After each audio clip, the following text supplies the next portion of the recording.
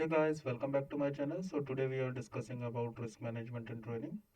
So initially we're starting with the libraries, the packages, where we are using the NumPy as NP for the numerical calculations and array operations, Pandas PD for data manipulation and analysis, Matplotlib PLT for data visualizations. After that, we setting the parameters for the synthetic data generation. We are using np.random.seed42 for reproducibility. This makes the random number generator consist across multiple runs, allowing for the testings and debugging. After that, we trading days in a year, so 252, and we give the initial price, the setting price of the asset being simulated, mu, so basically the mean of daily returns, which is set up to 0.05%, which reflects a slight positive growth trend, and the sigma, this sigma is basically a standard variation, deviation of daily returns representing daily price volatility at 2%. Okay, after that, we generate the synthetic daily data returns for the normal distribution, using a normal distributions. So this simulates a daily percentage changes in the asset price, capturing the realistic market fluctuations. So when you have the real-time data, so you can replace this data as for the real-time data. Okay, after that, I have to generate a price of series from returns. So here I am using the for loop to initialize a list with the starting price of the asset, and then calculate the daily price of the asset based on the returns. And so basically here I'm using the price is equal to -1, which acts as the last price in the list, and price is equal to 1 plus rate. It computes the next day price by multiplying the previous day. Okay, and after that, we return to the daily return as the daily changes. This formula of compound interest modeling how the asset price evolves over time with daily fluctuations. Okay, last, we are using the np_array.prices, so converts the list of prices into a numpy array and for the efficient operations. After that, we converting to a data frame for analysis. So basically it converts the synthetic price and return data into pandas of data frame for easier analysis and visualizations. Okay, so day is equal to np.array. It contains 0 to 252 number of days, as I giving above. Price for prices, return np coordinates and NaN values for day 0. There is no return on the first day when the daily returns using np concatenate. Okay, now we print head.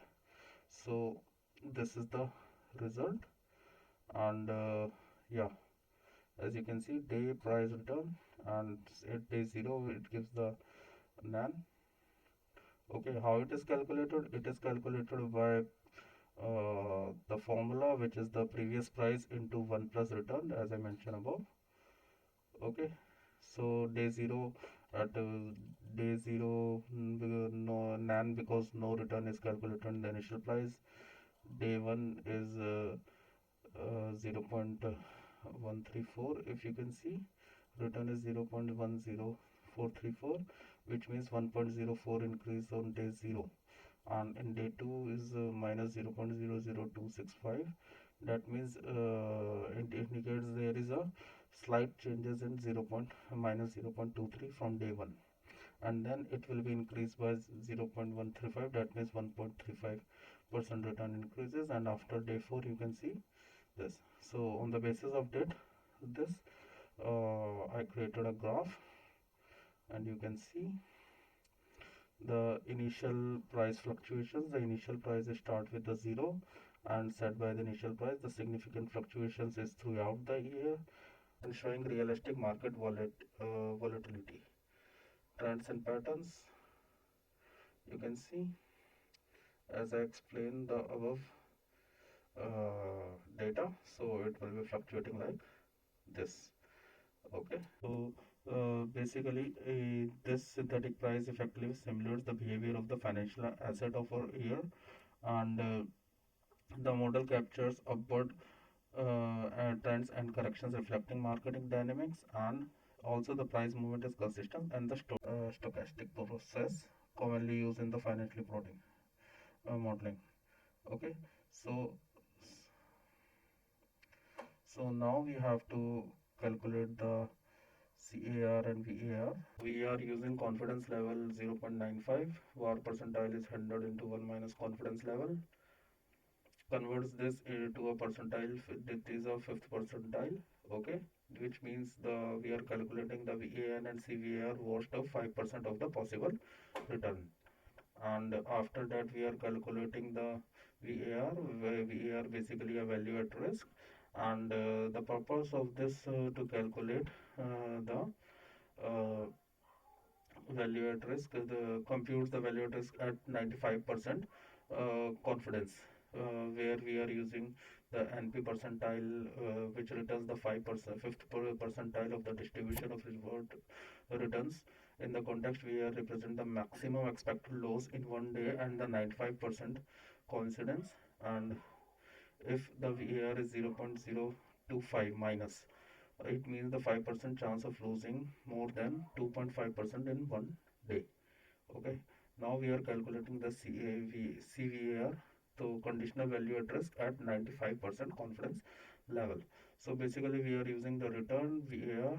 It filters the returns that are worse in the VAR, and to compute the average of the worst case mean. Okay, after that it will print the result with the displaying the result, and you can see the value at risk at 95% confidence is minus 0.0294.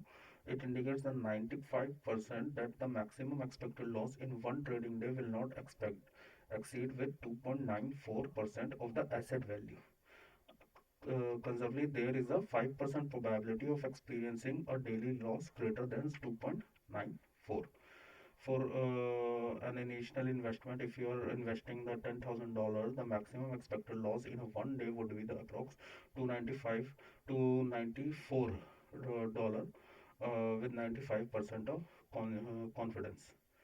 Okay, now conditional value at risk.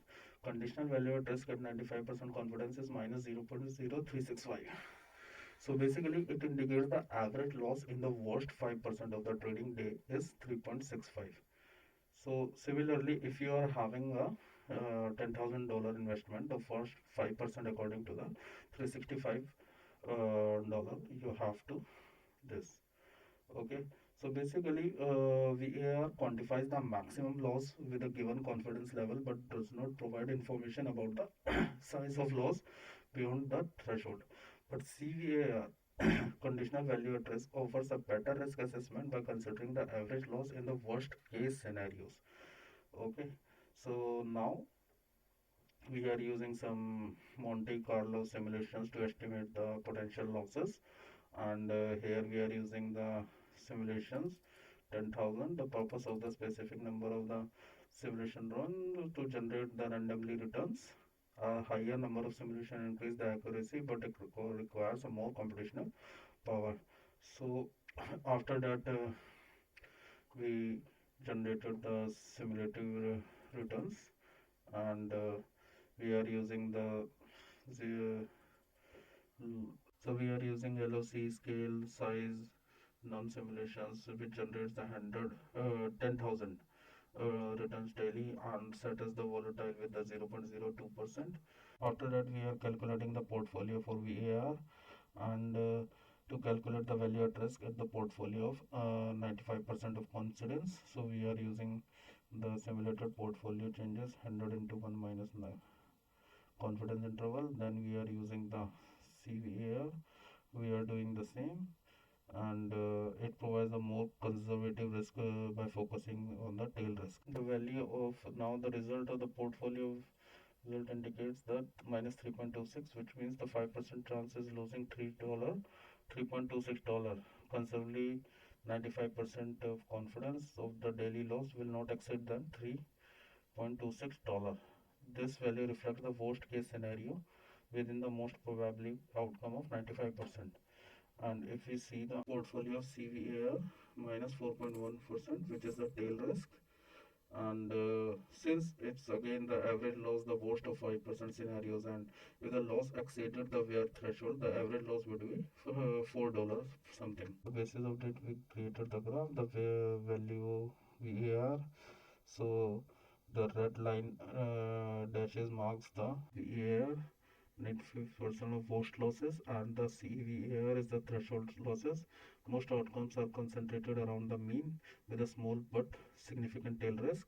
The gap between VAR and CAR highlights the impact of extreme event of the portfolio.